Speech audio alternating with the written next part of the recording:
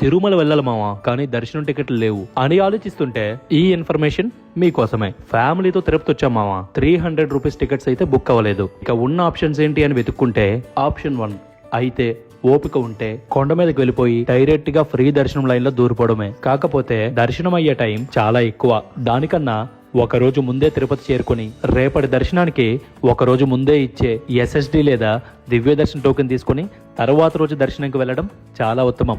SSD token ఇది మీకు కావాలనుకుంటే రైల్వే స్టేషన్ ఆపోజిట్ లో ఉన్న విష్ణు నివాసం, ఆర్టీసీ బస్టాండ్ దగ్గర ఉండే శ్రీనివాస కాంప్లెక్స్, అలిపిరి దగ్గరలో ఉండే భూదేవి కాంప్లెక్స్, ఈ 3 చోట్ల ఎక్కడైనా సరే మధ్యాహ్నం 2 గంటల నుండి ఇవ్వడం మొదలు పెడతారు. ఈ టోకెన్ తీసుకొని మీరు నడిచి గాని బస్సు మీద గాని ఎలా అయినా కొండపైకి వెళ్ళొచ్చు.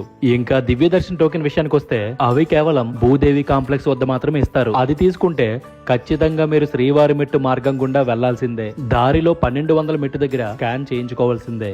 గుర్తు పెట్టుకోండి, ఈ టోకెన్స్ కి రష్ ఎక్కువ ఉంటుంది అనుకునే రోజుల్లో ముందుగా వెళ్ళటం ఉత్తమం.